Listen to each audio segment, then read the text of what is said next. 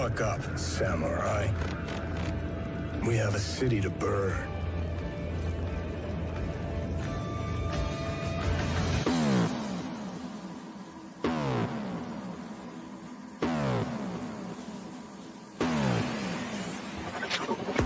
You disgust me.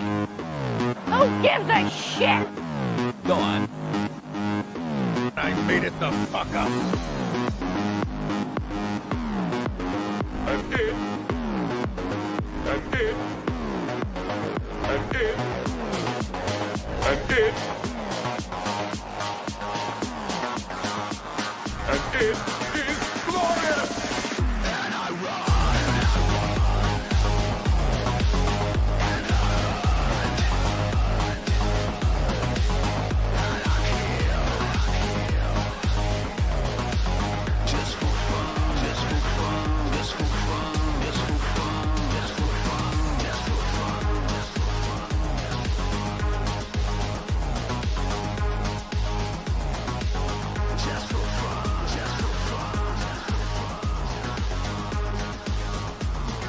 I'm sorry. I couldn't resist.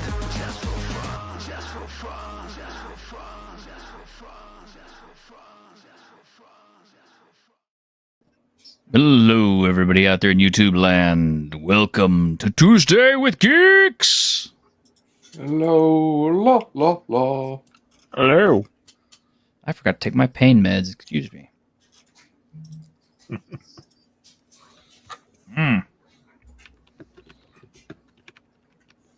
Arthritis is fun, boys and girls. Doesn't sound fun. No, it isn't. It isn't, especially when it's in your knees. Silverlock! Jeff from Denkar, it's good to see you. Savo! Savo, you got to come hang with us one of these days. You got to. You got to. Listless receptionist, you have it in your knee. Oh, man. Yeah, you know what I'm talking about then. Yeah, I got it in both knees. Plus, I've got a knee that I think one of the tendons is starting to blow out. So, yay. Tell you what, in the morning, it's like I can't even bend the damn things. It's like I literally have to like stiff walk to the bathroom. It's like, no. Whatever you say, Frankenstein. Literally. I mean, that's how it looks. It's bad. Oh my gosh. Okay. So we have so much cool stuff tonight. Obviously, our big story is the Elon Musk thing. So I guess we need to do that first. But man, there's so much stuff I want to talk about tonight. There really is. But okay, yeah. So okay. It started out as a rumor, that Elon Musk could acquire WotC, Wizards of the Coast, or Hasbro, right? And everybody just kind of threw it around on the internet and laughed about it, and I don't think anybody gave it any serious credence, although everybody made videos about it, including Professor Dungeon Master. And just like a day or two ago, he actually posted up a tweet that says, it says, well, how much is Hasbro?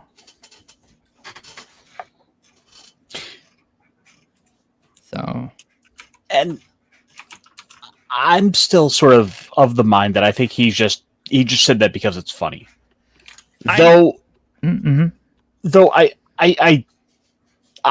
probably putting 70% on he just being funny. I hope he's just being funny. Well, okay. I'm of two minds. One, I hope he's just being funny, but two, wouldn't it be cool if he did buy Hasbro? I don't know what he would do with it. I mean, it's a toy company that's probably not doing so good. I mean, what, isn't their stock like down $1 billion?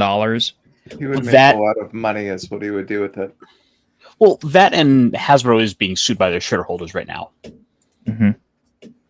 So that would probably be a really good time to buy them, is after they get through their lawsuit and take their hits and they're worth a lot less. Yeah, I think he did say that about MSNBC too also. So,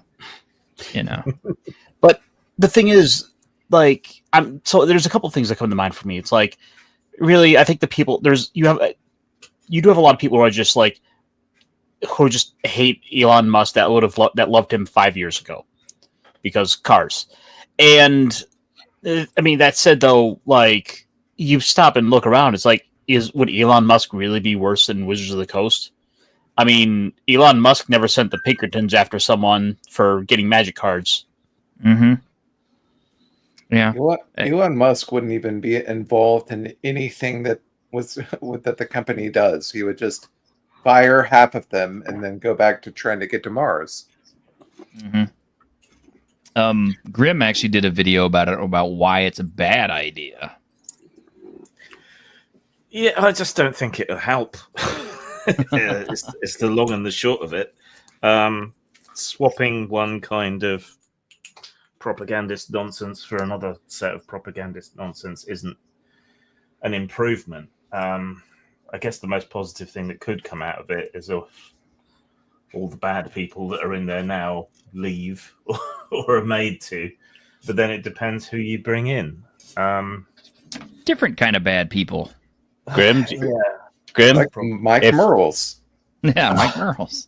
I mean, Grim, if he turns around and offers you a job, would you take it? I would take it, but the opportunity to shape an edition of D&D is not something I would pass up, even if it's not my favorite game in the world. Hell yeah! That's every geek's dream, dude. Is any role playing game geek's dream is to get on with D&D and get paid that kind of money. But it would lead to a temporary resurgence of interest in D&D, which would be a windfall for me. But I don't know how long that would last ultimately. Yeah. We still have people who, snarkily, why do you guys still talk about D&D and Wizards of the Coast? We have all these other games. Why do you still talk about them? And I'm like, and it's like we constantly point out, they're the biggest fish in the damn pond. Okay? Every time that fish moves, that makes ripples that affect every other fish, and I don't care how big the other fish are, there are none that are bigger than that one. I mean, bottom line.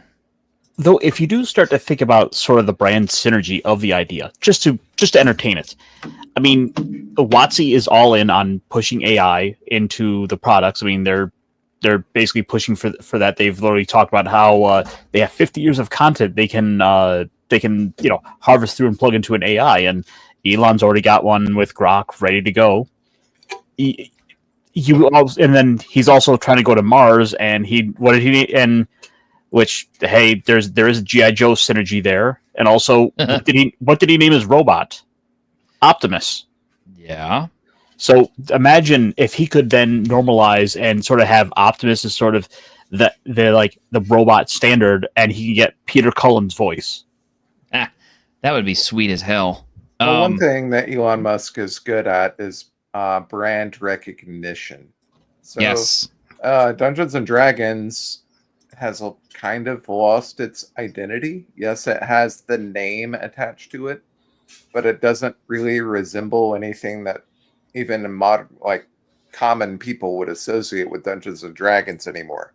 Oh no, of course not. I feel like Elon Musk would probably try to rebrand and relaunch as with a stronger identity, and that I could only see that as a good thing.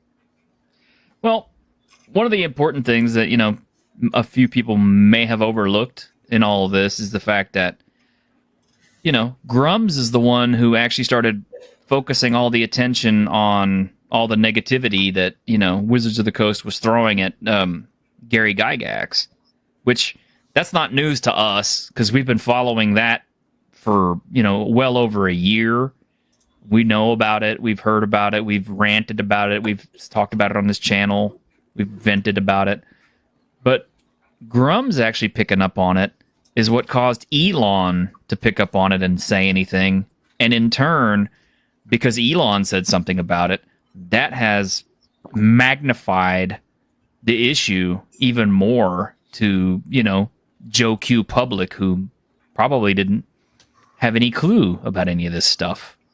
And a while back, I was one of those cynical, nothing ever happens type of nerds, the nothing ever happens guy.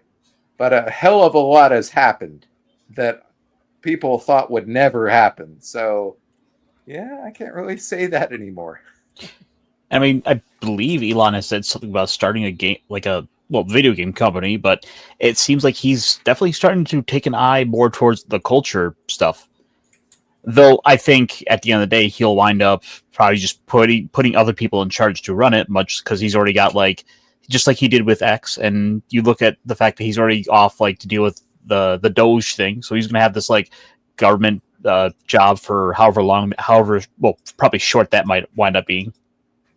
I mean, Yeah. I don't think Grok is very good, to be honest. I don't know how much energy and money he put into that AI engine, but I think Dolly and Stable Infusion are both superior. That's just me, though. Mm-hmm. Well, it is what it is. It's just, so he's a polarizing figure, right? And he's slid over to pretty far right, really.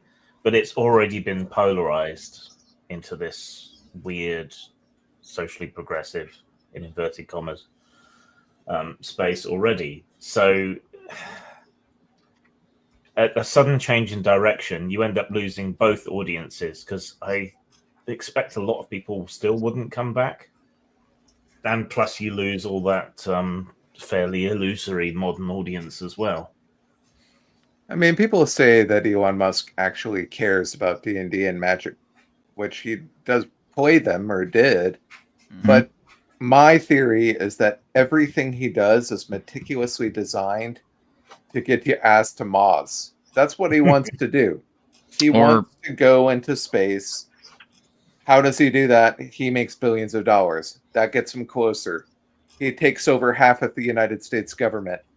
That gets him closer. That's all he cares about, is going into outer space, which is ambitious. But everything that he does is secondary to that. Well, and you need something to do for the 2 years that it takes to travel to Mars. So yeah, exactly. Yeah.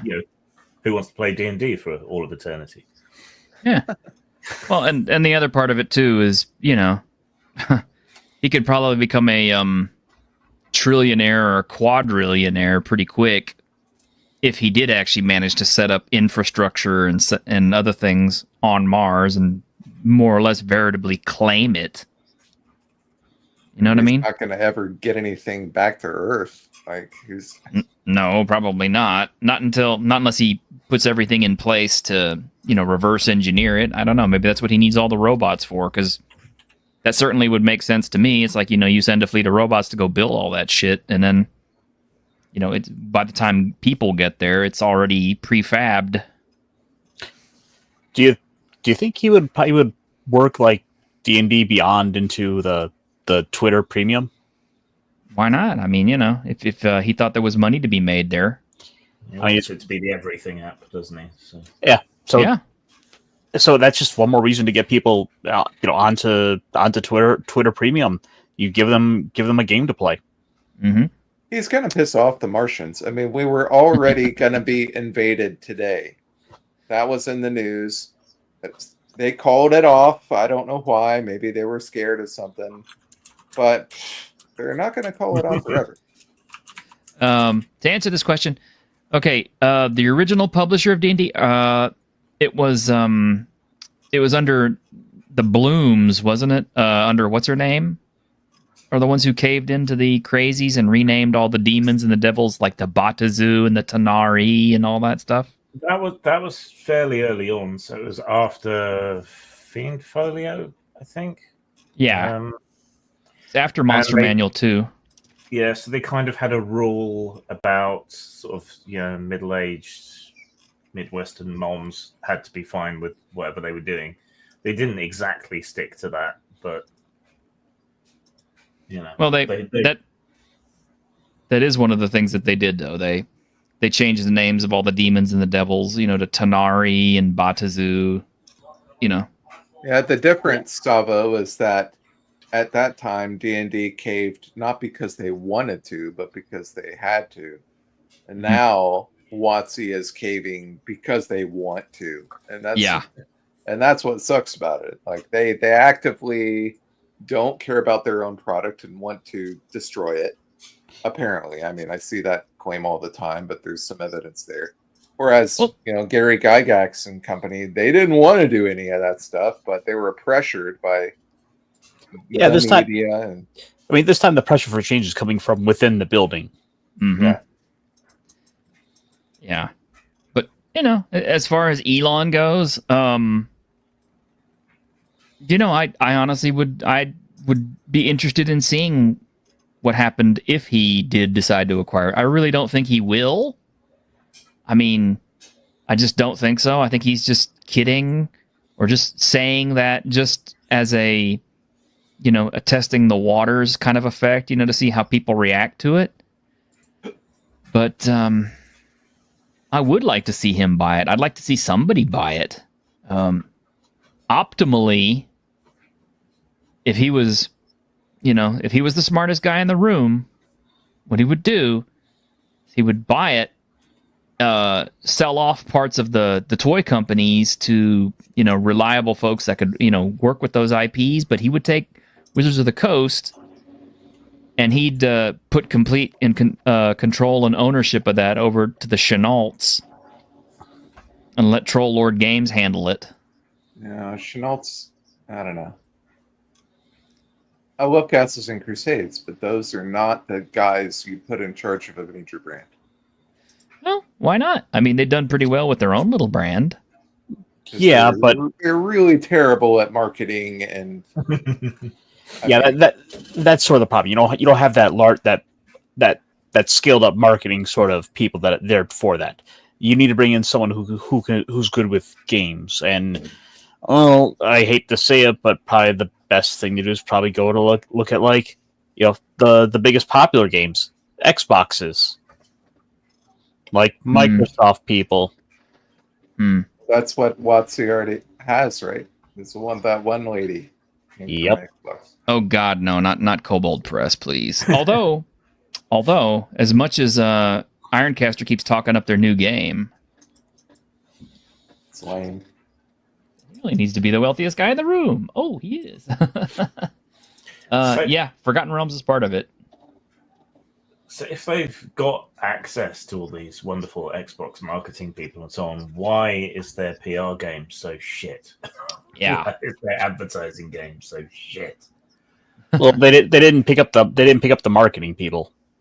They picked up people who just they basically picked up a bunch of office drones. Grimmin T-shirt, the two of you start a Kickstarter to crowdfund to take over D&D with Ironcasters. Could be the CF. As cool of an idea as that is, I don't think we could raise enough money just on Kickstarter. I really don't. I think we would still have to. I mean, because Hasbro is not going to sell off pieces of their IPs. Okay, they're not just going to say, "Oh yeah, sure, we'll let WotC go." They'll hold on to it. They'll put it on ice. They'll deep freeze it for 25 years, and then they'll bring it back or something if it's not doing well. But they won't sell it. So the real thing would have to be getting enough money together to acquire Hasbro itself. And I've never seen a Kickstarter go into the billions. If I had that kind of payday, I'd just start a bigger version of my company. I mean, hell yeah. I mean, that's kind of what I would do. I would just start hiring all the actual smart, game creators and smart folks that we've interviewed and stuff, and just, actually, I'd probably throw $1 million at Raji just to tell him, here, go crazy. See, you have $1 million. There you go. Go crazy. Go do everything. I think he'd explode from stress if you gave him $1 million. Nah. He'd love it, because then he wouldn't have to be worried about deadlines and all that other shit. He could coast a little bit. He could experiment and have fun. I'm fairly sure he would panic given that much money. I mean, really, you just got to call it post-mort.tits. Raji is not a chill dude by any stretch of the imagination. I want him back on the show so bad. He's so much fun to talk to. He is a chill dude, but he is cursed to live in unchill times. Yes. Right. Why has But something? Sorry, go ahead. But that the fact that he's overcome so much adversity and he still keeps putting out his brand, that says a lot to him. So he can thrive in that kind of pressure. So as for why something hasn't replaced D&D by now, well, the name's just too good. Yeah, That is just that's the most simplest thing to say. Is like no name has caught on as well as Dungeons and Dragons. yeah. Pathfinder was more successful for a while. For a little while. Well, so was Vampire the Masquerade. Now, if I mention, Mark Reinhagen, nobody knows who the fuck I'm talking about. And it that aggravates me more than anything else, because it's like I play with a group of people who are, essentially vampire nuts. I mean, they love it. I mean, the Tremere, the Tzimisce, the Nosferatu, the Malkavians, everything. They love all of that lore. They like playing all those characters and everything like that. I mentioned Mark Reinhagen, and they're like, "Who?" Well, yes, but you also gotta realize like there's really only one or two names that the general audiences are going to pick up on. Take comics, for example. Everyone knows Stan Lee, but then you ask the follow-up question of who's Jack Kirby, and the number of people that are going to be able to say that name is going to fall right off a cliff. And his name and those two's names were synonymous with one another. Well, or how about Bob Kane and Bill Finger? Everybody knows Bob Kane. Almost nobody knows Bill Finger. Exactly. Jeff from Denkar, I like you, by the way. You need to hang out with us more often. Honestly, if Elon did buy it, he should have two separate D&D lines, one for 5e and one. Yeah, I mean, that's not a bad idea. I mean, okay, keep the 5e kids happy and keep producing 5e stuff, and then just bring back first and second edition, and have guys who worked on it, have guys who have experience with it and know how to write for it and don't mind, and just keep that going. Become the new face of the OSR. So, go ahead, Grim. I was going to say, I don't think they would go for that, because part of what killed TSR was having too many product lines. Yeah. If you had almost a Vertigo imprint, where you kept the old 2E stuff going, and maybe occasionally you produced really shiny leather-bound books with new art or whatever, and very occasionally you put out some sort of prestige product in that line, I think that could work. But the main money in role-playing games always comes from core books. And so that's why you get this constant cycle of editions. It's been deeply weird that we haven't had a 6th edition 5 years ago.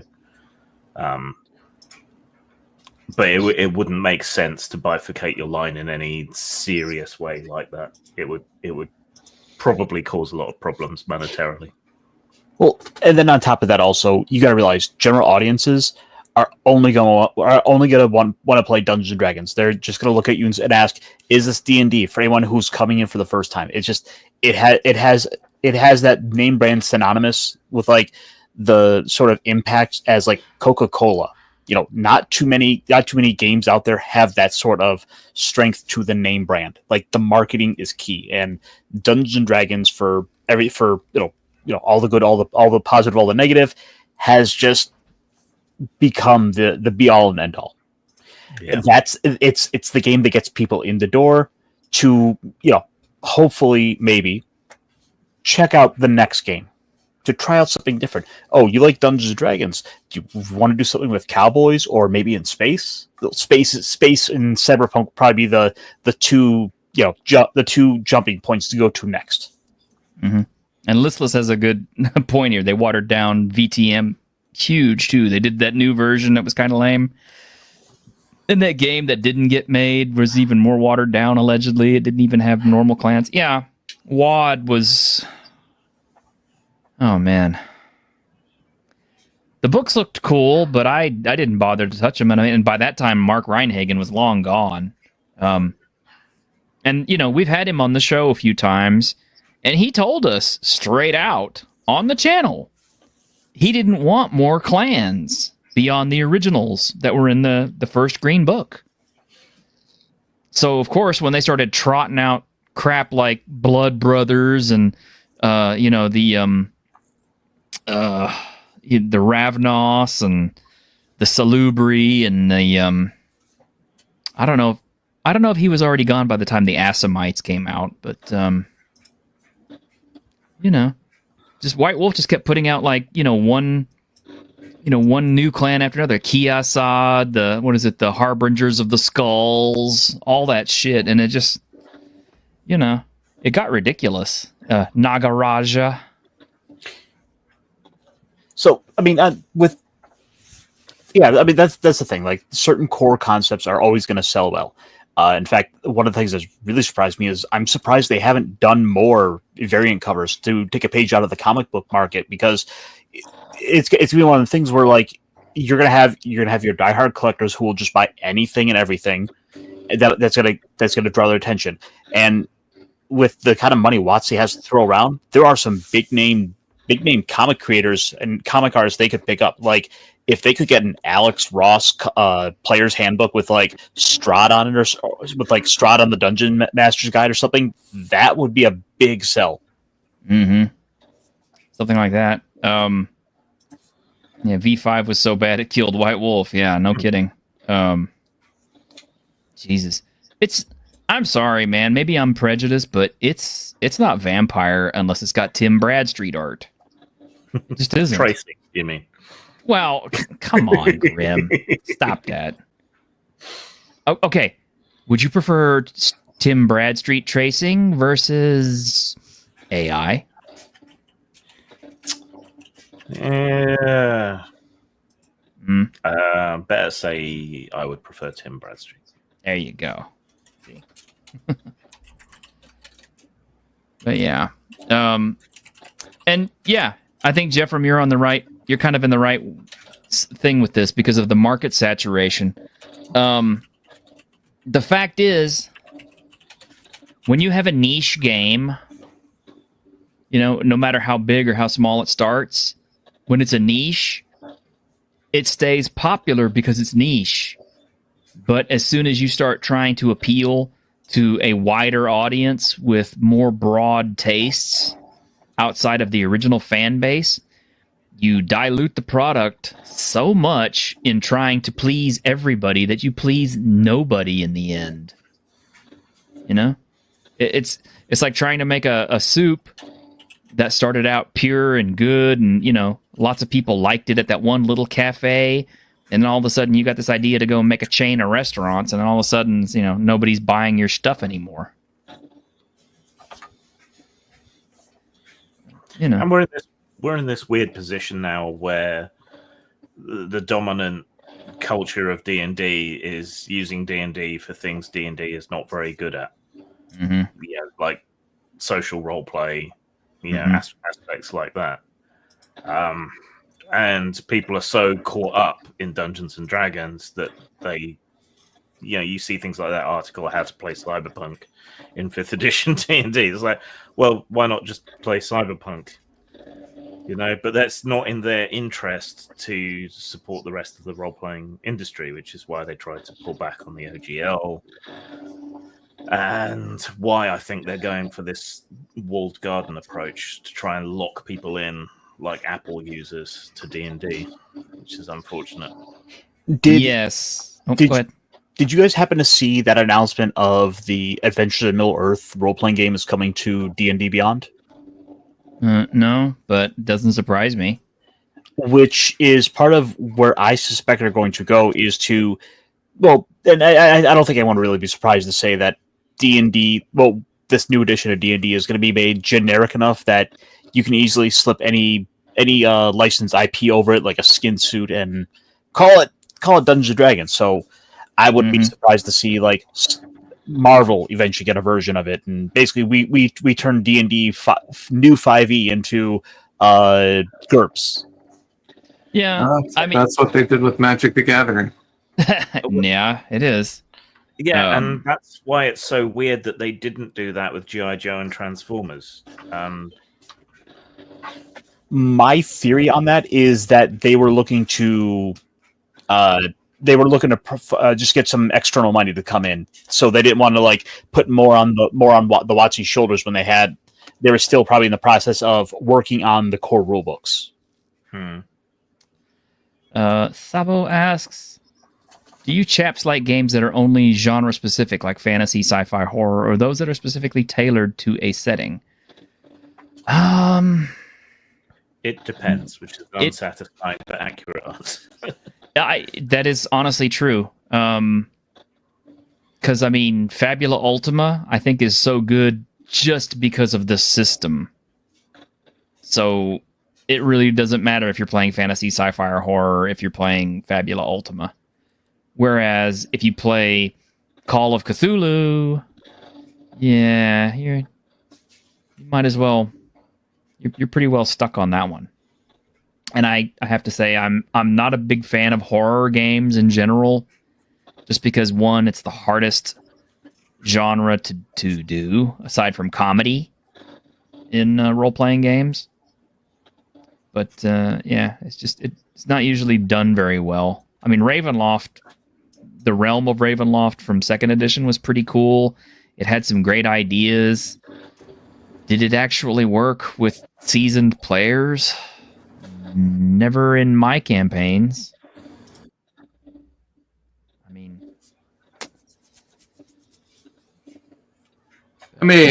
Ravenloft had some horror elements, but Castlevania, it's like it's kind of a Disney World-esque tour of classic monsters and things.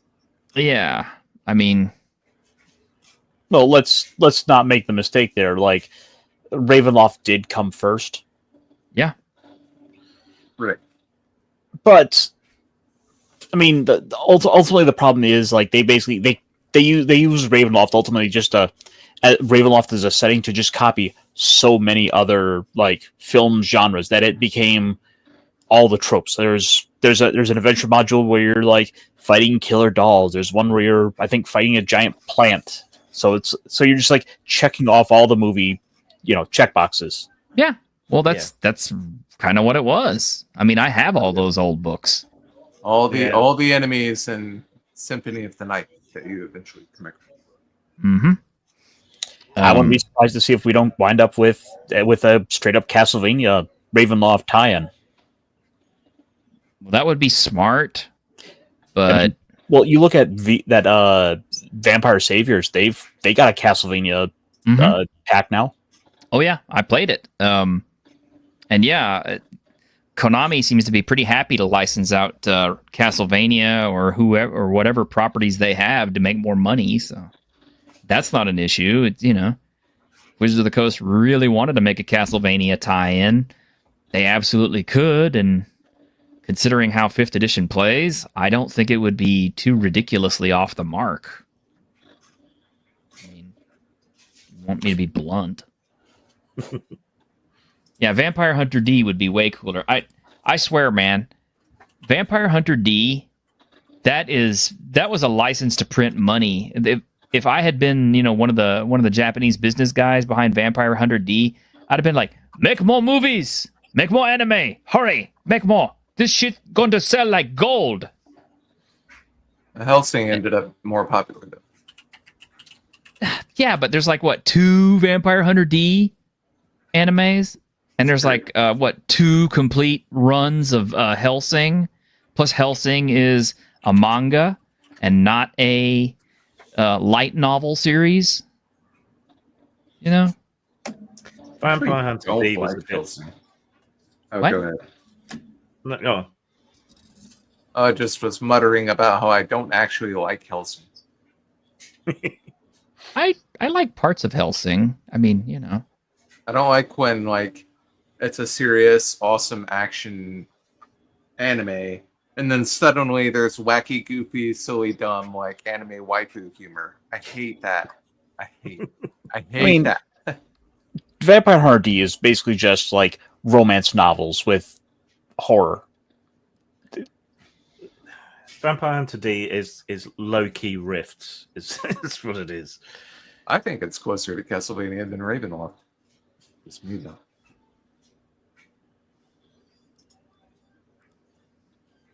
least in the main character. It's got a touch of that cyberpunk aesthetic to it. Which one? D? Yeah. Oh yeah, yeah. Yeah, that was what was kind of cool about it. It was post-apocalyptic vampire stuff, and I'm just kind of like, Jesus Christ, this is money. This is money. But yeah, speaking of Hellsing, I particularly like this version. Know you're in here. Even when you're hiding, I can feel your presence. Don't dare mistake my patience for cowardice. My name is Luke Valentine. They call you Nightwalker. Oh, never mind. Wrong one. That's not the abridged. That's not the abridged one. The abridged one is the funny one. I still liked it. Oh, you were talking all that good shit a second ago, then I blew your fucking legs off. But, yeah. It's really funny how those abridged series just completely like reshape certain series. Like basically Dragon Ball Z got completely usurped by Dragon Ball abridged. He keeps kicking me in the dick. Why? Why does he keep kicking me in the dick? Look, Vegeta. Oh, speaking of anime, yeah, I was really happy to find out that somebody actually posted the entire 1991 Wizardry anime on YouTube. And, I've been saying this for months now that Wizardry was kept alive by the Japanese. They loved that series so much that, and if any of you guys have ever played a Wizardry game, and I own a few, they are grindy as hell. They are just like pretty much like grind, go back up, sell some shit, get some better equipment, heal up, rest up, do whatever you need to do, get your levels up, go back down, grind. And I mean, it's over and over, and it's punishing and it's unforgiving and it's just very hardcore. I mean, you may actually have to break out real pencils and paper and shit and write things down. I don't like it. Yeah, see? But the Japanese loved that because originally there was only like, 2, maybe 3 Wizardry games that were made in America. The Japanese adored that stuff so much that they picked up the license and they just ran with it. And now they're like all the way up to 6 or 7 of those things. And they made the anime, but they based all their JRPG stuff has a basis in Wizardry. If you notice. Yes, we had a whole episode on that. Yes, we did a whole episode on that. Sorry, I can't help it. I'm just so excited. I didn't know there was a Wizardry anime until today. I mean, it's probably not very good. Let's be honest. Well, I'll watch it. I'll watch it. Fall asleep. You're gonna fall asleep. I might. I don't know if it's as boring and grindy as the damn game. Nothing is more boring and grindy than Phantasy Star 2. Oh. Stop. Oh well, Phantasy Star 2 was hard as hell. I like Phantasy Star 3 better. A bitch. It was, but I got through it. I cried when Ney died, and yeah, I got through the whole game. Even though the ending was pretty, not satisfying. 35-year-old spoilers. Hello. Yeah, well, Phantasy Star 3 was way better. Way better. It's definitely an underdog. It's a black sheep of the franchise. It really was, but it was good. I never got to play through all the way through 4, but I always wanted to. But no, Ironcaster, stop bugging me about goddamn Dragonheart, because I have something that's you don't know about that you will like, and Greg absolutely will like. Oh, yeah. So, as you know, I am a tabletop gamer. No. I play lots of tabletop games. And one of the companies whose products I buy frequently is CMON. And as it happens, one of the products I own from them is Cthulhu Death May Die. And I even have the giant Cthulhu Megature. They don't even call it a miniature. They call it a Megature. because it's so massive. I mean, literally, it's the size of a small child, and I'm not kidding you. I still haven't finished painting it. And then they put out a second run for like a season 3, which I'm still waiting on to arrive because I backed it years ago and blah, blah, blah, blah. Well, they announced season 4. It just hit Game Found yesterday or today. And let me find that update, because this is one I think you guys are gonna want to see. Let me just put this up here. We're so professional. We're so professional here. It's not match operation. Whoa! Wayne's World. No. Look. The king of the monsters has arisen. Dun, dun, dun, dun, dun, dun. Godzilla Rising is going to be part of the new Cthulhu Death May Die Forbidden Reaches. And yes, that is a megature. That is a giant Godzilla that is the size of that giant Cthulhu to paint. What? Yes, 55 centimeters. How big is that in inches, Grim? Don't Like know about 5 feet? No. Let's see, 55. That is 3.5 feet.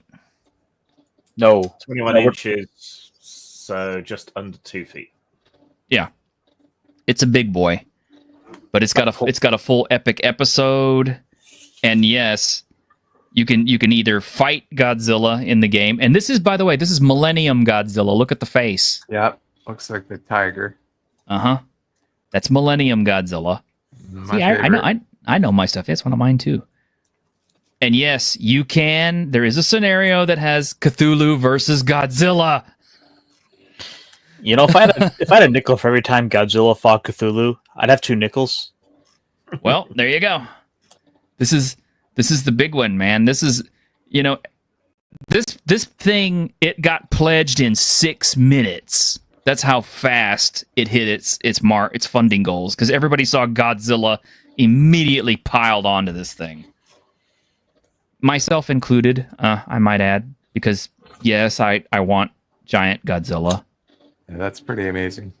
That is pretty amazing. Look at the little tiny brown miniature figure between the two of them. But in the meantime, if you want a game where you can actually play Godzilla versus Cthulhu without waiting on this, then check out Titans of Fallen Earth. Exactly. And it's a role-playing game, too, so you can actually do more than a board game. Yeah. What's Pundit doing on the stream?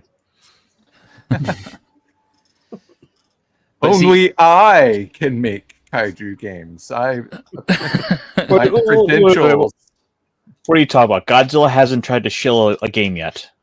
I tried to figure out how to get the license to Godzilla, and nobody could tell me, so didn't happen. Well, apparently these guys made the license with Toho because they licensed Godzilla, and there's some more stuff too. In Godzilla Rising, yeah, it's like King of the Monsters accepts no challengers to its crown, and yet what does it find upon rising from the deep? Dread Cthulhu has awakened from aeons of sleep, and at last Godzilla faces a contender for the throne worthy of the name. So yeah, you can there's a scenario where Cthulhu can fight Godzilla, or you can fight Godzilla and try to drive him away if you can't kill him. You won't But be yeah, able it's so cool, man.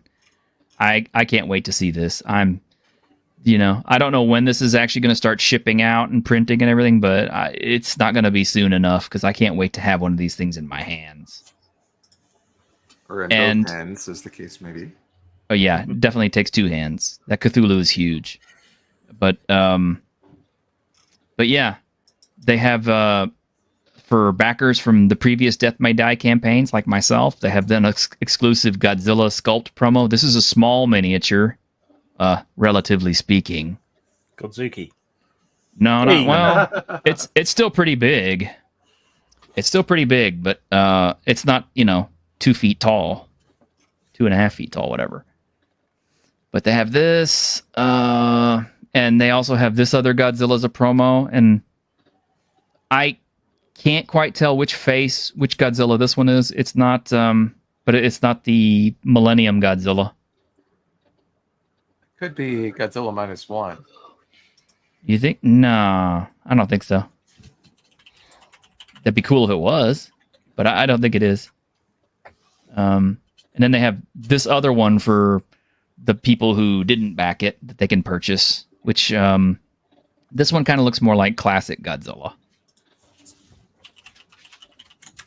Yeah. But yeah, this is their latest thing, man. So just jumping onto their page, they don't really need any help selling it. They're over 1 million already. Whatever happened to that cool board game you showed us from like months ago that was like a dungeon and it had like a fire-breathing dragon in it? You know what I'm talking about? Was that the one where you have to like launch stuff across the room at each other? Yeah. Oh, you know what? I didn't back that one. Fafnir was what it was called. That's right. I figured Grim backed it. I was about to say Grim backed it, I think. I think so. I lose track sometimes. Once you start backing on enough of these things, and there's a YouTube thing. Well, that's like a 2-hour thing, I think, talking about that. But yeah, it's only got 15 days left. Yeah, it blew right through its funding goals like crazy. Yes, I backed it. But if you're interested in backing it, it's up on GameFound, so you can check it out for yourself. I'll post up the link here. But damn, man. Woman version. What? They should do a 50-foot woman version. Well, give them time.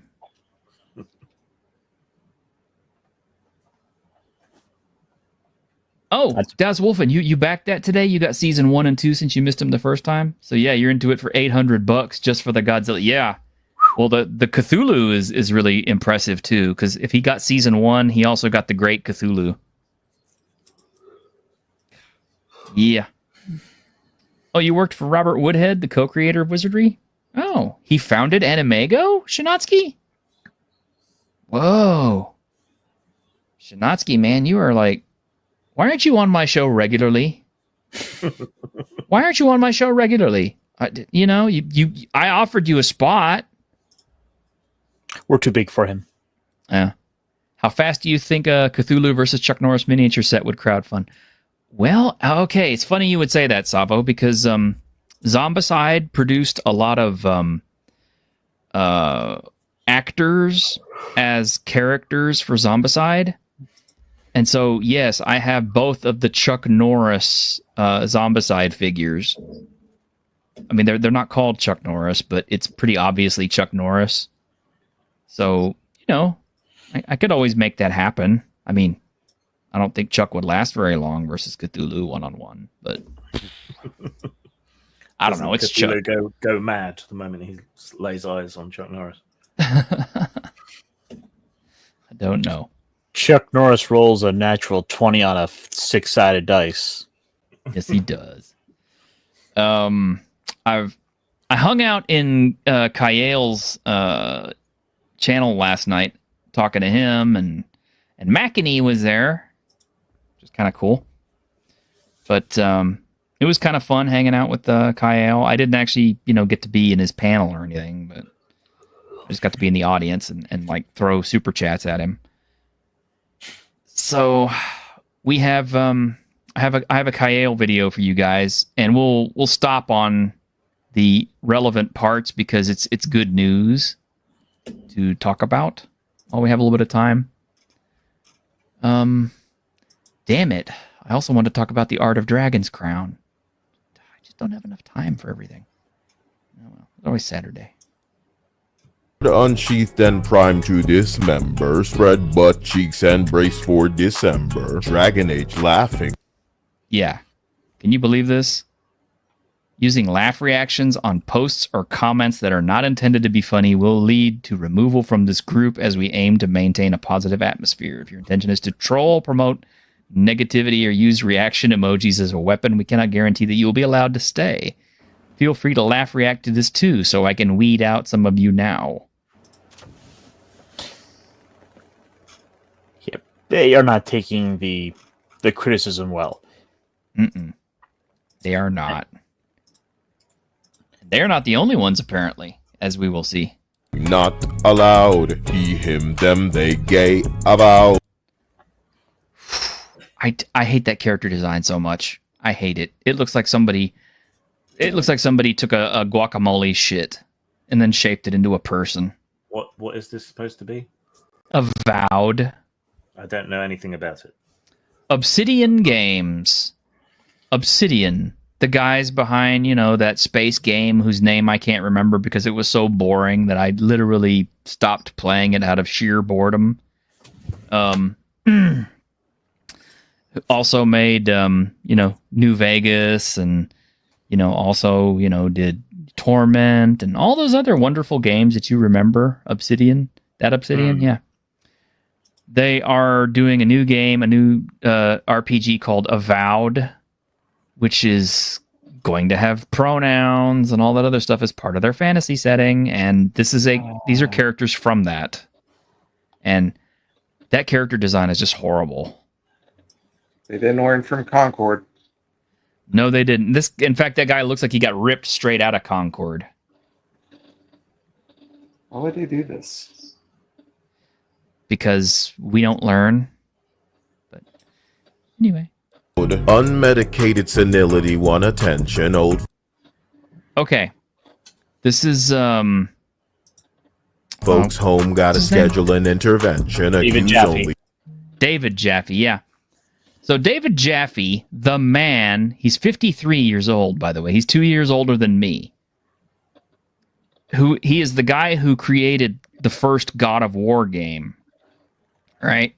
Which, by the way, I thought it sucked. Okay, I'm just gonna go on the record and say that.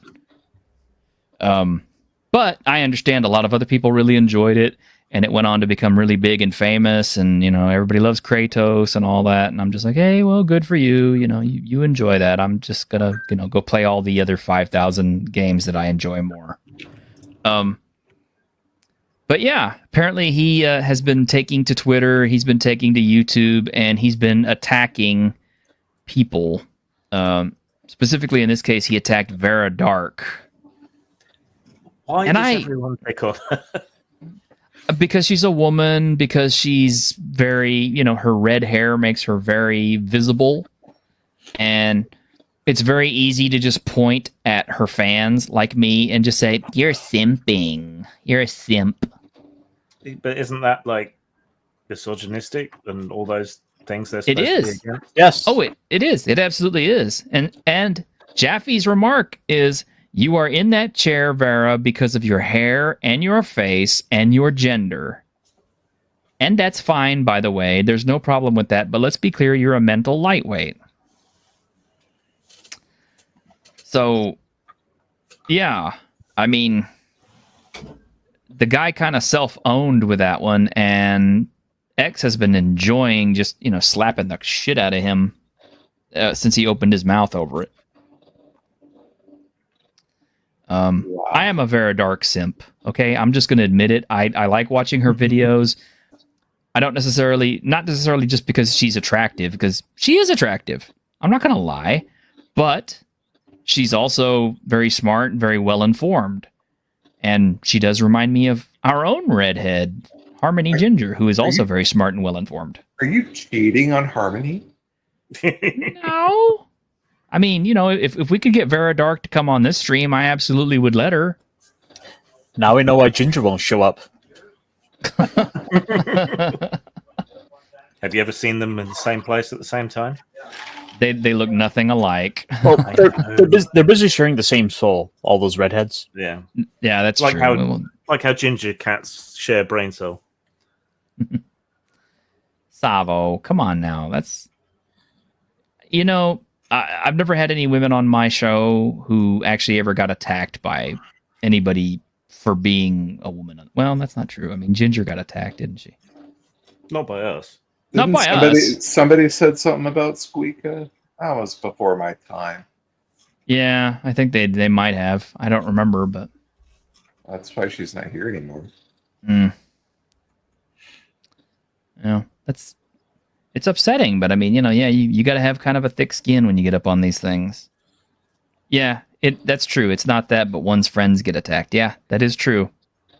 That is true. There is spill off on that. And yeah, Jaffe said sexist, misogynistic things because he's a sexist misogynist. Yes, it's true. I'm not going to bring his child into this because the child has no bearing on the father. If you want to look into that, you feel free to, but I'm not going to criticize for that. Views because of hair and gender. Jealousy got Jaffe brains in a blender. Woke cult tactics multiplier. Yeah. Look at that. Josh Sawyer, the guy behind Fallout New Vegas, the mind behind Fallout New Vegas, is, man, I don't even know what to say. I really hope this ends soon. And then this guy, who is the art director at Obsidian Entertainment, the same company that makes Avowed, by the way, says, reminder to black artists out there who are looking for portfolio reviews or job advice. My DMs are open and you will always have my priority. We got too many crusty white dudes in this field. Please let me help you replace me one day. I want to go back to living in the woods. See, Savo, with her talent, couldn't even get a job with this guy because she's melanin deficient. These people, it's like if this is how they act, if this is how they truly believe, then surely they should just step down. I mean, But anyway, yeah, isn't that wonderful? Another Rothschild just died in a house fire. Feminine women, maximum offended. Pronoun narcissist, pussy distended. Anti-woke means anti-gay. Okay. This guy is behind the new mouthwashing game that is so popular, which is the new indie horror game that everybody's been talking about, that everybody likes. But what this guy doesn't like is now that everybody's discovered it, first off, he feels insecure because the wrong people like it. And the other part of it is a lot of people who like it are drawing one of the female characters, with some boobies. And he doesn't like that. Deeply melanin deficient, you tan in candlelight. Join Grimm. I think he would burst into flames if he walked into the sun. Yes, probably. It means mouthwash. What? I was just say it's also tiresome. Yes. Talk like destiny. Oh. Yeah. See, so yeah, somebody did this really nice looking art of one of his characters, and he got upset about it. The anti-woke crowd has found the game, and I feel sick to my stomach. Being on Twitter is going to be unbelievably painful from now on, and I don't know if I can even be active on here. I don't have the energy for this. Well, actually, there's a little context they're missing. Was that piece of art went around in circles for a bit, and it was a bunch of people that were upset with that piece of art in the first place, and so it wasn't like the anti-woke types that were mad with the piece of art. It was people having an issue, I believe, with sort of fantasizing about the victim. I have an issue with everything I have seen in the past 5 minutes. There you go. Well, you're gonna hate the rest of it then. Dev in unbelievable pain from a mental gymnastics ankle sprain. At an age of routine checks of prostate, trans dad calls Vara dark mental lightweight. In HRT DEI swimming, of course progressive hate biological women. I reject behavior. This one affects me personally. Okay. The story with this. Behavior Interactive, the guys behind Dead by Daylight, a game that I have been playing since it very first released on the PC all those years ago. I don't even remember how many years ago at this point. But I've been playing it since that very earliest iteration to the present day. It has been found out that Behavior Interactive has a DEI policy of... they have like a little DEI inclusion wheel type thing that they train all of their employees on for how to portray interact with and all this other stuff with mixed genders and people of color and stuff like that. And it's also something that they're applying to their games, which I still like Dead by Daylight, but I have seen the newest villain, the newest killer for Dead by Daylight, and I'm just like, no, I don't want to buy this one. All I can really do, I don't have a picture of it. I mean, if Ironcaster, you want to fish one out really quick. I think it's available now. You could buy it, but it's basically an obese, large black woman with a hound. What? I'm not kidding. Look it up. Dead by Daylight, new killer. He sounded so upset. I thought it was going to be like a Mexican guy in a sombrero who kills people by stuffing oranges down their throat. That would be funny as shit. I would love that. I you know what? I would think that was, you know, the funny thing is most Mexicans would think that was kind of funny. There'd be a few who wouldn't, but most of us, you know, we have a pretty good sense of humor. We can laugh about stuff like that because half the time the stuff that people are making fun of are the same things that we make fun of too. But yeah, the Doomed Course is what it's called. And the new killer is called the Hound Master. Boy howdy, she's a dog. Let me tell you. So yeah, now I have a choice to make. Am I going to continue to support behavior by buying this new character that I really don't want? Because this is the problem with Dead by Daylight, is they constantly introduce new killers and new base characters that have special abilities that are otherwise more difficult, if not totally unobtainable, through the regular gameplay process.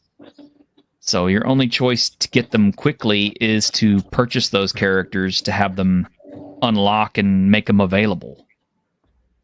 And if you really want to stay competitive, you kind of have to pick up these new characters, especially if they end up being good ones. I mean, now they've had a lot of really crappy killers with not so great abilities before, but most of the survivors have pretty decent abilities, and they've only gotten better and better with time. And the survivor actually looks pretty cool, but the killer just, man.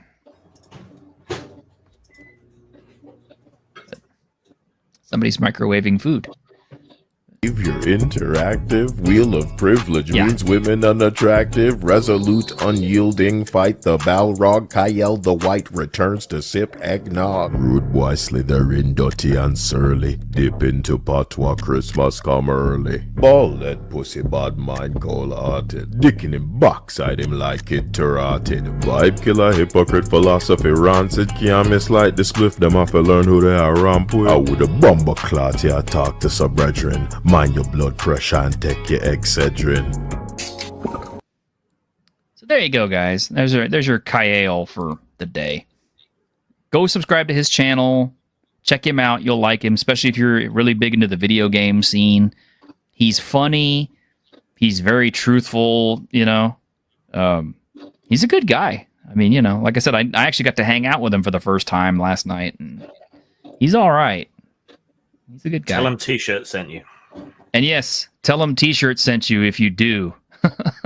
help me build up a little bit of momentum with the guy, because I want to get some of these streamers on. Speaking of which, I have found other streamers out there who have fewer subs than I do that I want to try to bring to this stream because their shows are hilarious. And I just, you know, I want to spread the love around as much as I can, so I will promote bigger streamers, I'll promote smaller streamers. I don't care. I'm just, if I like it, I want to bring it to you. I want to share it with you. So, let's see. So eventually all these people that the crazies pretend to advocate for will gravitate to games that are better, but not specifically catered to them. Yeah. And that's the other part of it too, I think, is the fact that they keep making all this stuff that's directed at specific types of people, but what they haven't seem to figure out yet is those people are only interested in virtue signaling, but they're not interested in necessarily purchasing your product. You know what I mean? It's like they're the world's ultimate Karens because they will sit there and gripe and scream and cry that there isn't a black person in the game and that you should be ashamed for it and et cetera, et cetera. And as soon as you put one in, they're like, okay, my job's done. And then they walk away. Well, okay. Well, aren't you going to buy? No, I didn't say anything about buying it. I just wanted you to put one in there.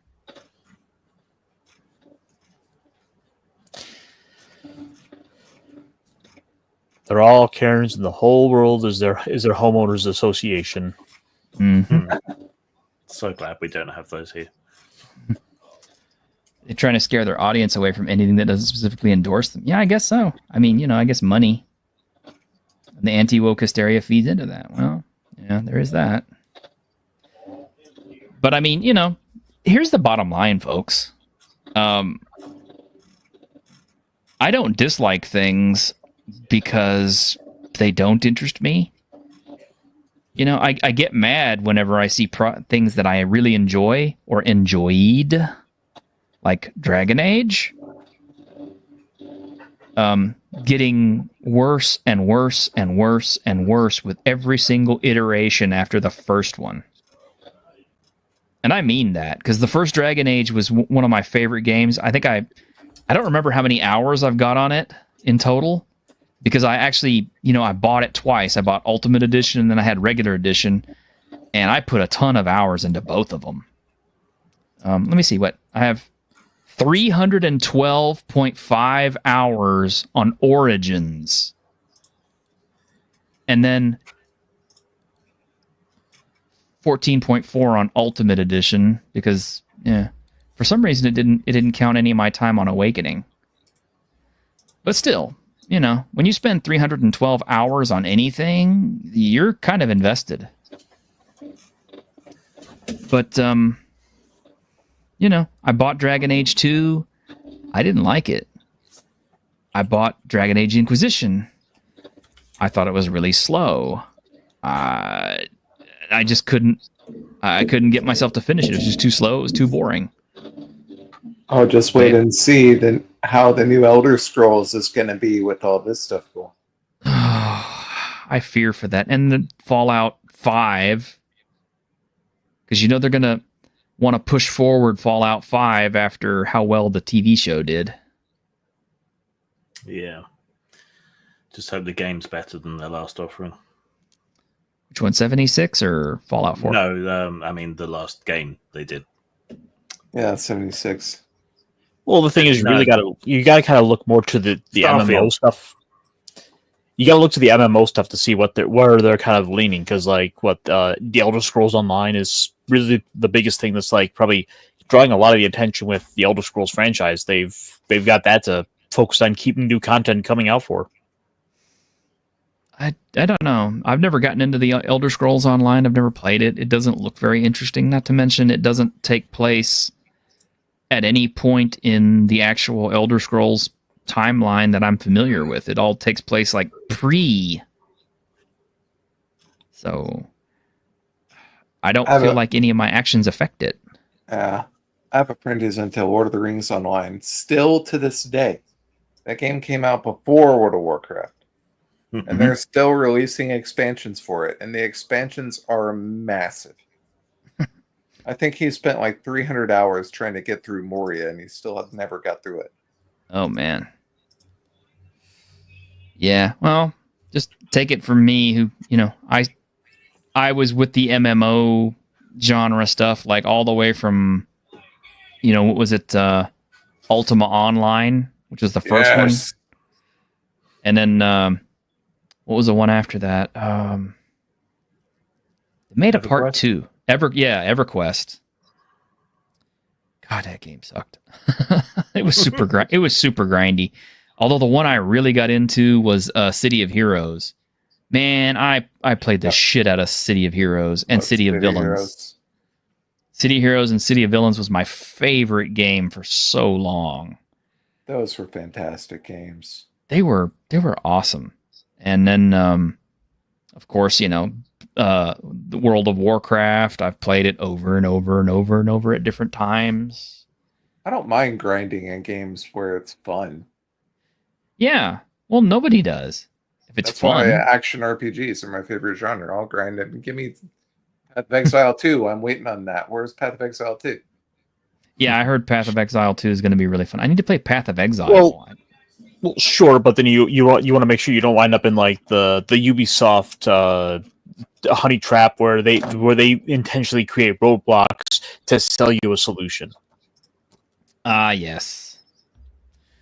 Yes, indeed. And hey, Jonathan Frost. And, oh, yeah. Savo liked FF 14. Played it for many years. There you go. I think last week we pulled up Savo's character. You did. Child's Play. What about Final Fantasy 11? The true grinding has begun. I never played 11. I played Final Fantasy X. Oh, there are people who wasted their entire lives on 11. Like 11 my God. was addictive. I did try to play X too, but honestly, I didn't enjoy it. How about you, Grim? Did you ever get into any of that stuff, or is that too cool for school? My friends played a lot of WoW. I was never into it, but I played it with them a bit to kind of placate them, but it didn't really grab me. Played Lord of the Rings for a bit. Got stuck in Angmar, I think, and just slowly lost interest. Yeah.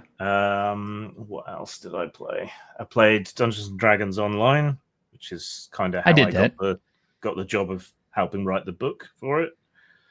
No kidding! You played DDO. Yeah, I did too at the beginning. Played a shitload of Saga of Rhysm, which was an MMO, but it released before it was ready, so it had no quests or anything. But that's what really made the game interesting, because people made their own activities and meetups and things for stuff to do, which was really cool. And Magnificent Devil says City of Heroes and Villains is around, still resurrected by the community as City of Heroes Homecoming. I know, my friend. I have it loaded on my hard drive. I do play it sometimes. I think last I counted, I've got something like 5,000 hours logged into Guild Wars 2. Yeah, I forgot you're a Guild Wars nerd. So. Play Guild Wars 1. I never played either one of them because I didn't like PvP elements. I say that having played Warhammer Online and mostly did Battlegrounds. Well, I mean, for me, it was the PvE and the fact that like all my progress across my entire account worked. Well, Caster, Daggerheart is kind of more your speed and more your forte. So I'm going to let you jump in on that if you want to, because Grim has expressed an interest in seeing it. Talking about it. And I know next to nothing about Daggerheart because I just don't care. Right. Let me go grab this just because. Let me go grab this video. Okay. So you can go stare at Matt Mercer. Oh, God. Why? In the meantime, while you're waiting on that, how about you see this other video that's really fun and edifying? Okay, so we got the 2 chicken nuggets and then the number 1 that's going to be $22.50 at the first window. Okay, thank you. Yeah, no problem. Or my pleasure. My pleasure. I said my pleasure. I said my pleasure, right? Fuck, dude, you gotta let me in. I said my pleasure. I said my pleasure. You can ask him. I said it. I said it. Oh, you can. I said it. I said my pleasure. I said it. I said it.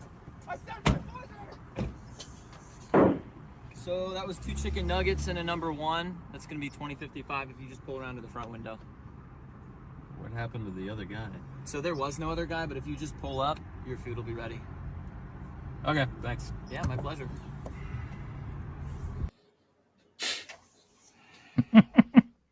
That joke's been around for a while. I remember those black guys who do the skits about LeBron. They had a famous one about Popeyes and Chick-fil-A. Do you know what I'm talking about? I'll have to link to you later because that shit is fucking hilarious. I mean, if you really want, I could always throw on a different clip. Well, we could throw on the Daggerheart clip. Must we? No. Oh God, it's like Queen Grim. It's like Grim, but gay. Less beard. Kind of. It's Kmart Less Grim. beard and more fabulous. And faking the British accent. So, you want to watch Daggerheart with the best of them? And keep up with the highs and lows of every twist and turn of the dice? Well, we got you. So stick around to follow along with the game. Daggerheart is a... You know, you're probably not wrong, but that like he's always got the vest thing going on. He probably doesn't want people to stare at his man boobs. Whereas I force you to. Hold snakes and drink Kool-Aid at Suriname. Keep playing the video. I want to know. I want to know why Fast-paced, somebody heroic likes it. tabletop role-playing game built for breaking your heart and blowing your mind with narratively driven action. That's For not every the action, part of me I want the player blown. describes what they want to do and works with the GM to determine whether a role is necessary. And if it is, well, enter the duality dice. A player Can rolls you not one put hope your die hands behind your one- ass when you say enter, please? Is this an April Fool's joke? No, this is the dice system for Daggerheart. Don't tell me you like this. I think Jonathan Fear says die it for me. adds them together along with your modifiers, and that's your result. The trick is, however, whichever die rolls higher determines the tenor of the roll. Let's say you go to pickpocket a guard and the difficulty is set at 15. Oh, would you look at that? You rolled a 16 with hope. Nice. Now, on a successful roll with hope, you pull it off well, you get what you want, and you gain a hope resource, which you can spend later to use spells and abilities. Now, on a successful roll with fear, you get what you want, but it comes with a cost or consequence. So, Grim, what do you think of this mechanic? It's okay, but it has the same problem that a lot of these narrative mechanics have in that it puts a huge amount of work on the games master. It's kind of what I Coming thought up. too. Yeah, coming up with these positive or negative spins all the time. It's going to be a pain in the ring piece. well, and also you the simple fact is you have players who just are not into into the game for a narrative sort of thing like that. They want to just be a herder and go beat down monsters. This is a game that's going to really work more for the theater kid types. Yeah, which is fine. Frankly, is fine. They can have their system, but I mean, it's going to yeah. have a more niche audience. Yep. That said, though, I do like the fact that we're actually giving the D12 some more time in the spotlight. I mean, I thought Colville was going to do D12s at first. What did he end up going with D10s? I think so. I mean, because nobody cares what he's doing because he's a grifter. But That's right. He's selling you 3 days for like $20. yeah, what a guy! He'll sell me three dice for $20. Whereas my friend Greg has promised to throw in a set of dice for me for free from his Kickstarter. 25 dice. There you go. Because Greg is that kind of friend. He's that kind of cool. He likes me that much. I had to buy 1,000 dice, by the way.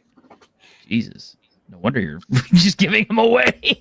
I'm sure you made a Chinese manufacturer very happy. I actually went on. I didn't order from AliExpress. No, he didn't. They didn't have what I wanted. Can you say where you got it from, or? No. Okay. Okay. We're just Well, checking. Why we Truck. Why we let Matt Mercer do some more talking? But we're funnier than he is. He's talked enough. This is. he's not. You might get attacked, get limited information, attract danger, etc. In addition, the GM gains a fear resource that they can spend later to raise the stakes of the story. Now, on a failure, but with hope, things don't go to plan, you probably don't get what you want and must face the consequences, but you do still gain a hope to spend later, representing a silver lining to your challenged luck. On a failure with fear, things go really bad. you probably don't get what you want. The GM gains a fear, and there can be a major consequence or complication that tangles the plot. But what if you roll doubles? Double ones even? How much worse could things get? Well, I got a secret for you. If you roll any doubles on the hope and fear dice, that's a critical success in Daggerheart, baby. What? I cannot wait for Blackwatch Games to tear this apart. I'm looking forward to that video. I want to be on that show when they do. So, as an unapologetic fan of the FFG Star Wars system, I will say I am rather intrigued by the idea of this game. It's something I wouldn't mind at least trying out. I'm sure I'll get it and we can try it out because it's culturally important, if nothing else. True. But I mean, so just from the little bit we've seen here, like, which do you think would be more relevant to keep of the Critical Role games, Daggerheart or Candle Obscura?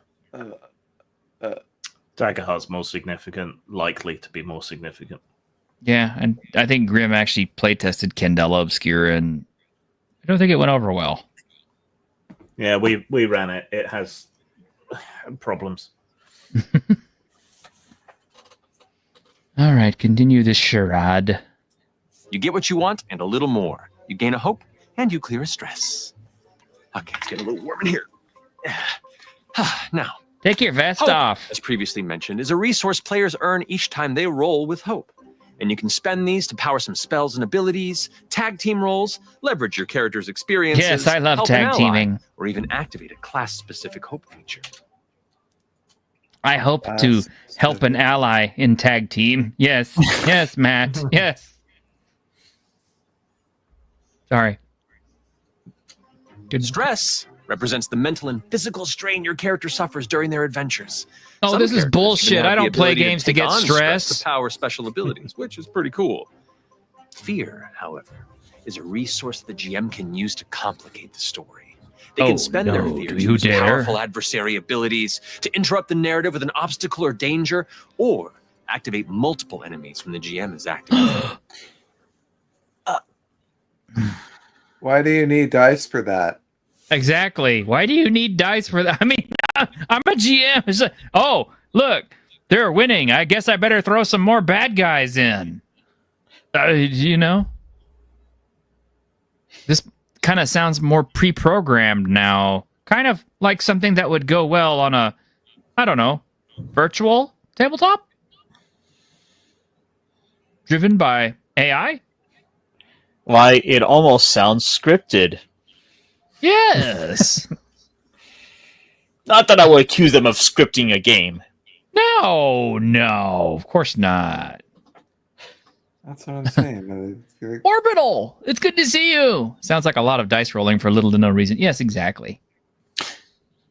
The thing is, it ultimately sounds like they're trying to lean into it being rules light, but the problem is, it sounds like all they're ultimately doing is loading a lot more material onto the game master to have to try to incorporate all these elements into like a spontaneity. But aren't there already big popular systems that do similar things? Powered by the apocalypse. Every time I say that, Grim dies a little bit inside. Yes.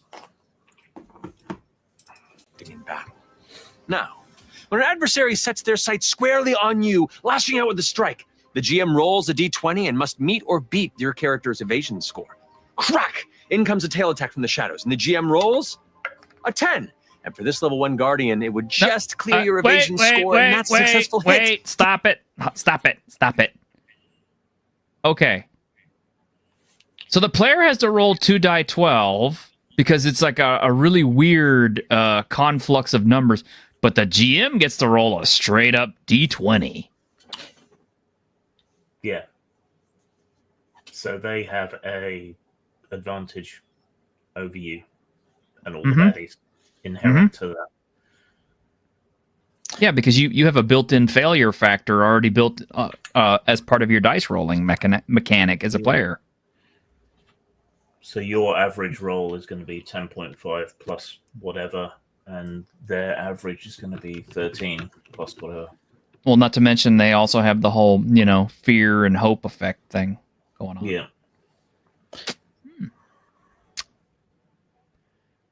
Wow. It's like, well, not even Matt Mercer can escape the allure of the D20. Well, I guess not, but the real question is this system going to be any good?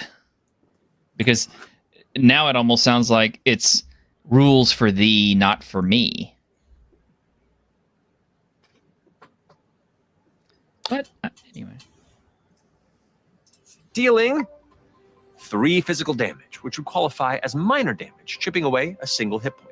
Now, usually, when a character is hit, they mark 1, 2, or 3 hit points, representing the harm endured. Okay, stop again. Okay. This is something I really wanted to save for the Saturday discussion type thing, or even a Tuesday morning discussion, but I'm just going to come out and say this. I am noticing a lot of systems that have been made or are being made or in progress, whatever like that, are starting to use set damage instead of swingy damage. The thing is, if you stop and look at like 5e, like all of their monsters do have a tendency to have an average damage that they do deal, but they give you the option for simplicity. But it seems like everyone's quickly realizing the issue of hit point bloat. So they're all trying to find ways to kind of have that cake and eat it too, in terms of being able to roll high numbers, but not have high health pools. Well, what they're trying to do is automate and gamify the systems, because like, let's say you only have 10 hit points, but you know that the bad guy is incoming is either going to do 1, 2, or 3 damage, but he's always going to do that same set amount of damage. It acts as a tell for your character and for everybody else on the party, because it's like, okay, I've taken a hit. I have taken 3 hit points of damage. I now have, 7 hit points left. Okay, so your healer knows, okay, he's down 3 hit points. I can heal, 5 hit points in 1 round, so he's okay for now. The other thing I'm noticing too is there is a lot of players let the monsters attack them situations instead of the GM determining which person the monster attacks. You know what I mean? I think some of what they're doing here is genre emulation, though. So, like, giving the players 2d12 instead of a d20 biases things slightly in the player's favor. Having set amounts of damage makes combat more predictable and means you're not going to be one-shotted by a really lucky enemy, things like that. So they're trying to emulate that kind of heroic type action. Trouble is, I think it's going to rob you of any sense that you're doing anything heroic or being particularly lucky or anything. It's going to take the tension out of the rolling. Not only that, but by doing stuff like this, it also takes a lot of the blame off of the GM, because it becomes a game of, the GM can just absolve himself of it by saying, hey, you knew it was going to do 3 damage. You only had 2 hit points left. You continued to attack it, knowing it had a chance of hitting you, and if it did hit you, it was going to put you down. This is entirely your fault because all the damage is automated. But what if I'm a murder hobo who wants to kill all the villagers? Does that mean I roll fear, or should I roll for hope? Or you roll them both at the same time, though. Yeah, that's the thing. And it also, if you're also noticing here, just based on this, it seems to suggest it's only about 5 levels. I didn't notice that, because you look at the HP boxes. Mm-hmm. Add your current level to your damage thresholds, and if I'm understanding this right, the damage threshold should be your health total, meaning every time you, theoretically, every time you level up, you get to fill in a box. More like Ooh. 5 minutes. Well, okay.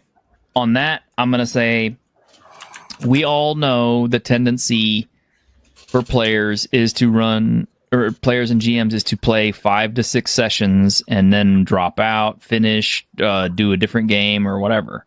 And I'm guilty of it too, because I get bored. I'm sorry, and I get other ideas and I want to do something else.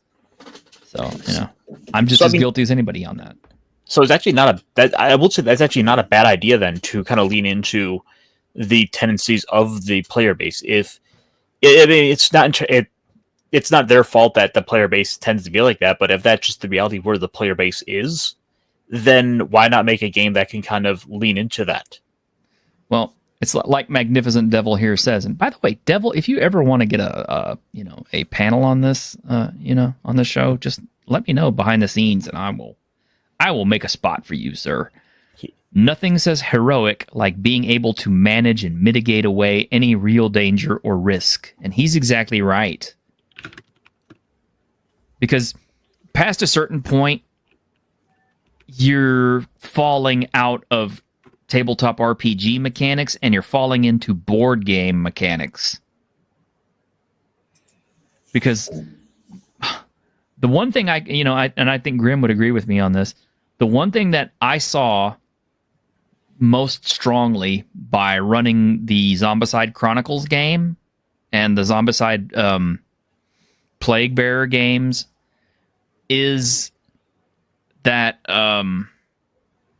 basically you do end up with kind of a board game mechanic translated into a tabletop role-playing game, and it makes like some kind of weird hybrid that doesn't necessarily work that well. Yeah, I still enjoyed it, but I'd like to house rule the shit out of it if I was to run it. Yeah. I still haven't heard anything about them re-releasing Plague Bearer. I'm trying to keep on top of that. As soon as I find out something, you'll find out something. Because I'm still excited about it. Because even from, the very small, short playtest that we got to play, it seemed different enough from Chronicles to be a little bit more enjoyable. Yeah, it worked a lot better, I think. Mm-hmm. Let's continue. Let's finish this up. The number of HP you mark is determined by your damage thresholds, which differ from one character to the next depending on your class, level, and equipment. Lastly, your character also has the ability to negate some or all incoming damage by marking an available armor slot, reducing the severity of the damage by 1 threshold, from severe to major, major to minor, or minor to nothing at all. Now, T-shirt. Doesn't this sound like something along the lines of the damage mitigation you were talking about with AC? Because I will say, to me, that sounds like armor gets damaged over time, and you have to either maintain it or your armor is destroyed.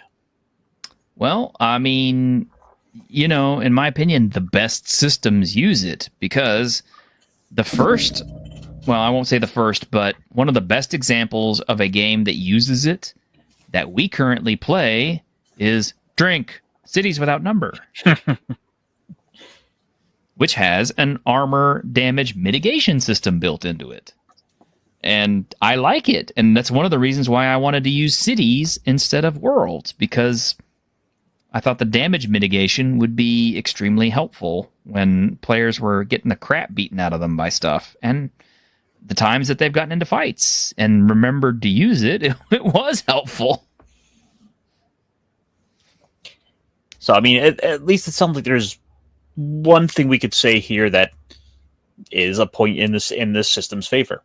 Mm-hmm. I think Dragonbane also had a damage mitigation system with us armor too, didn't it? Don't know. Probably. We played it. I don't know. It's late. Okay, you're right. We'll finish this. We only got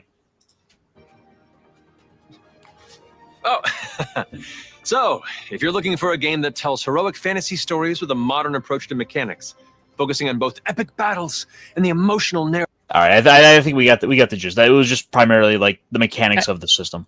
Okay, continue. Okay. Narrative of the characters who fight in them. You've come to the right place. So pick up your D12s and dive in. I'll see you there.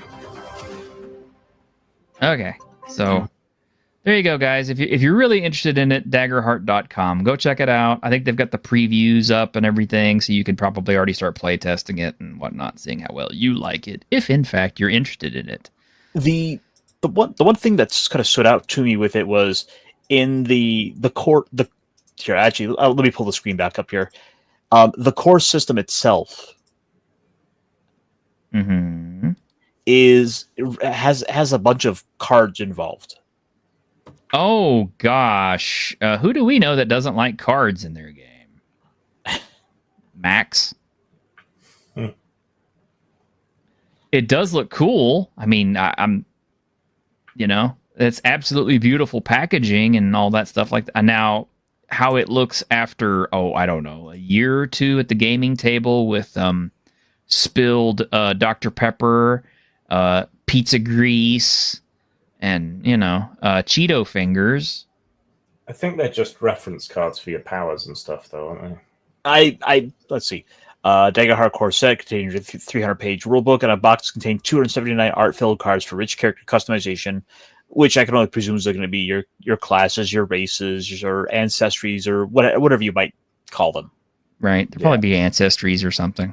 Yeah. So you probably don't actually need the cards. No. But don't you worry. I'm sure they will be more than happy to also sell you sleeves. Oh, God, yeah. Or somebody will make sleeves for them. The real question is, will they still fit in that carton after they're sleeved? Because sometimes they don't. And that's going to be the most annoying part.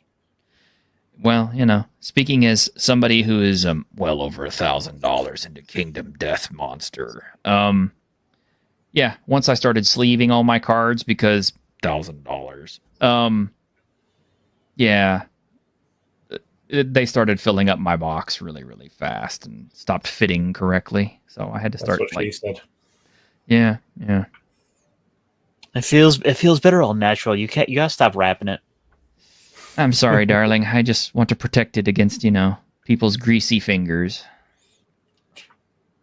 After all, they haven't paid $300 for a base game. It's not our fault you don't want Cheeto fingers on your deck. I don't want Cheeto fingers on my anything. Although, okay, I guess it depends on whose Cheeto fingers. Like, there are certain women who are so hot, it's kind of like, I don't care if you get Cheeto fingers. Just rub them all over me. I don't care. Well, if it's spicy Cheetos. I don't care. She can rub them in my eyes as long as she's hot enough. I'll suffer. I'll scream, but I'll have fun in the process. I don't know.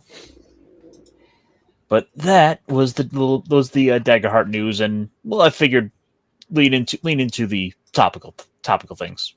There you go. Anna Kendrick likes Cheetos? Does she? Oh God, Anna Kendrick is hot. She's got the biggest boobs.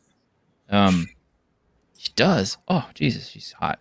Anyway, we're well past our hour, but as you could tell, we were having a good time, so I didn't mind, and Grim didn't mind staying a little bit longer. So, did we have anything else, or no? Or do you want to save it for Saturday, maybe? Because there's stuff I wanted to do tonight, but I'll just have to save it for Saturday.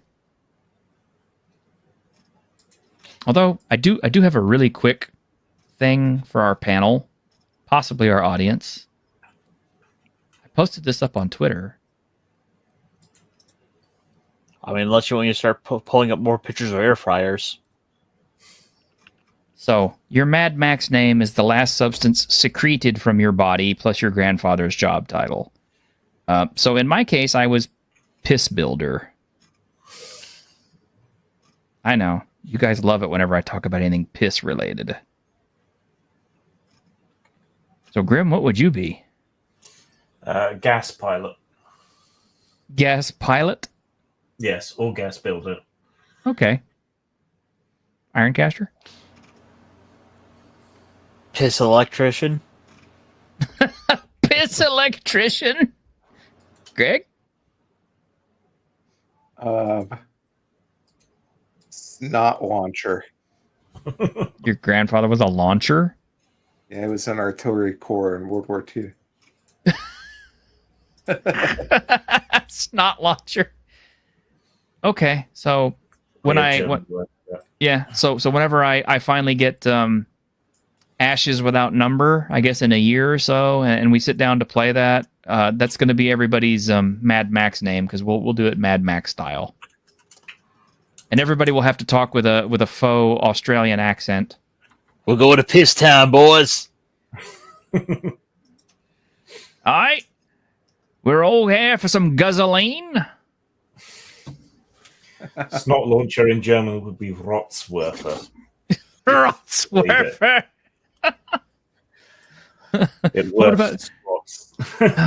Well, I'm sure everybody enjoyed the fact that I ended up with Piss Builder, because you guys are always razzing me about knowing all the uses for piss. So yeah.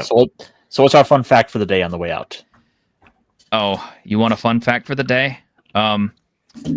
It is a known fact that in medieval Europe, the silver makers could use piss to quench molten silver, and it was more effective than water because of the mineral content of urine. There you go. Huh. Neat. Yep. So, we will see you on Saturday, where we may have a more serious topic, but if not, I'm sure we'll have something fun. I want to touch on the Warcraft 2 quick thing on Saturday with the good old games. Oh yeah. We could definitely touch on that. By then it'll be old news, but oh well. Yeah. All right. Yeah, makes biting coins more dramatic. Yes, it does. You get a mouthful of urine. I like it for the ridges and the taste. Till then, we'll see you